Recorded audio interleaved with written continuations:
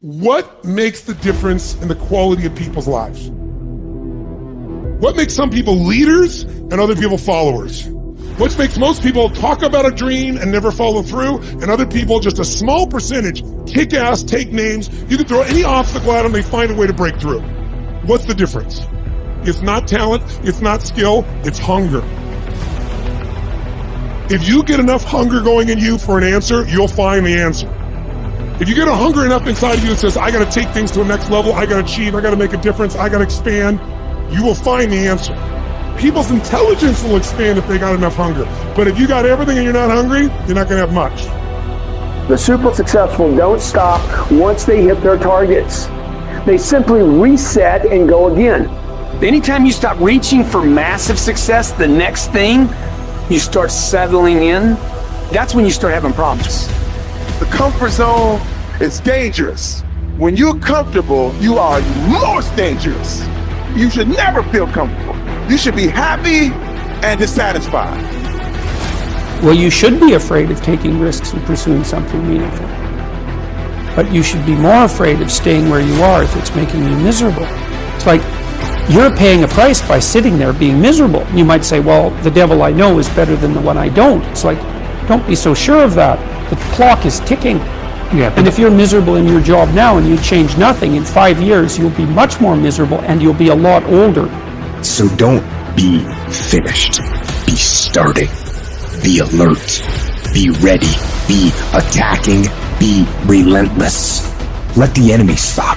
Let the enemy rest. Let the enemy finish. You don't finish. Don't stop. Don't rest. Not until the enemy is completely destroyed. You are excellent. Now stop playing small. You are excellent. Stop playing small. You are excellent. Stop taking the hand that they dealt you. Take ownership. If you can get all A's in the class, do it. You don't need nobody to give you $50, $100, no pair of shoes, take you on no trip. You a grown man. Do it because you can. Stop needing a carrot. Stop needing money. Stop needing a trip. Stop needing somebody to give you a sticker on your head and do it for the pride of who you are. Do it because you can. I don't care what your friends are doing. When you leave, what you fighting for? What's your legacy? What you gonna do? You say you a champ, but do you practice like a champ? You say you a champ, do you fight like a champ? You say you a champ, do you have the mentality of a champ? You have to hustle. You have to get going.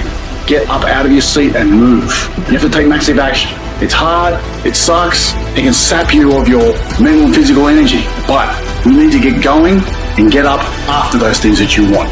No one's gonna do it for you. Work on yourself every day. Get better, improve, learn, extend yourself, push yourself out of your comfort zone, push the boundaries that you're accustomed to. That's the only way to grow as a person. If you look at all the successful people in the world, one common thread between all of them is that they've all hustled. They've all gotten to work, gotten busy. The gap between here and your ultimate life is action. That's the link. You have to hustle. You have to get out there and do what's required. What excuse do you have? What reason do you have not to? Turn this video off, get out there, and get to work. One of the things you have to understand about life is everything changes and everything ends. And that kind of sounds heavy on the front end, but it's a truth. If everything changes and everything ends, number one, it should make you appreciate what you have right now. And then my view is what's next is always better. If I make it so, it's my job to make it so. And so I think, for me, I look at it and say, when you said genius is a young man's game, I think that's total bullshit. I think passion is the genesis of genius.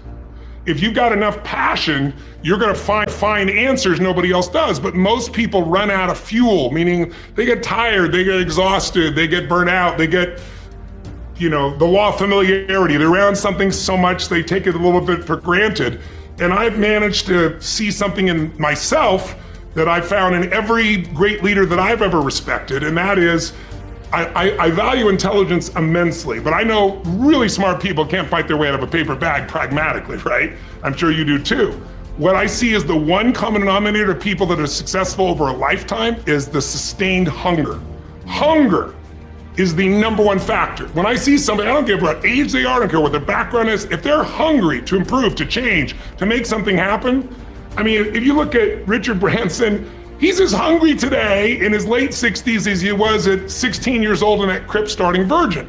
You know, you look at my buddy Mark Benioff, you know, he's I think in his early 50s right now. Mark is more hungry today than when I knew him 12, 14, 15 years ago when he was first coming up with the idea of, he went to one of my seminars over and over again, the UPW, you know which one. And he went there like 4 or 5 times and he was sitting in the front row, he's a tall guy, introduced himself and said, "You've convinced me, I'm gonna leave this company I work for as an employee here, and I'm gonna go start this new company called Salesforce.com. Wow. And he says, Tony, we're gonna do $100 million in business, we're gonna change business. Now he's doing whatever, 30 billion right now.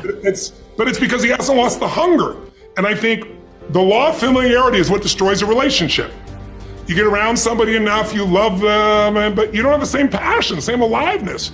And I'm just not willing to settle for a life without passion and aliveness. That's just like, there's so much to learn, there's so much to grow, there's so much to give, and I'm wired to grow and give. And I think anybody that's wired to grow and give is gonna have a really fulfilling life. It doesn't matter what you choose to do, you're gonna be alive, because you're gonna make progress, and because you made progress, you have something to give. And we all, like, some people think they just wanna get, but you get, and it's pretty damn boring, and it doesn't really expand your sense of identity of who you are.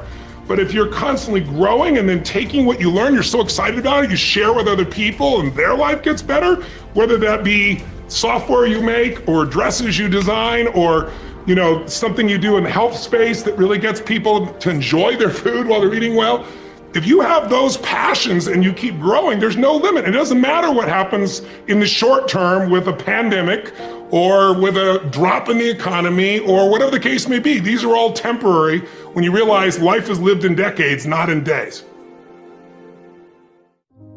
There are no right things to do in life. If you choose something and put everything that you have into it, it'll become a great thing. Is it the right thing? Is it the best thing? When you say, is it the right thing? What you're asking is it the best thing to do in life? There is no best thing to do in life. Anything that you take up, and if you put your heart and soul into it, it becomes a great thing. Is it the best thing? No. Then what is the best thing? There is no such thing. There's really no such thing. Why are you not passionate about everything in the existence? You're only passionate about one thing means what? You're constipated. That's what it means. So, see, idiots do things that they don't like to do, suffer for their whole life because they think it's needed, or they think it's their duty. Intelligent people do what they love to do. They enjoy their life to some extent. But a genius learns to do what is needed joyfully. That's when your genius flowers, because it's no more about you. Now there's a limitless way of looking at life. So every aspect of this rally, or many other things we have done, I don't even have to tell people that this must happen, this must happen, this must happen. A few things, yes. Rest of it, I just make it up in my mind and I know it must happen. And it will happen. Not because I'm exercising my will over the world, because I'm just fulfilling the will of the world, that's all.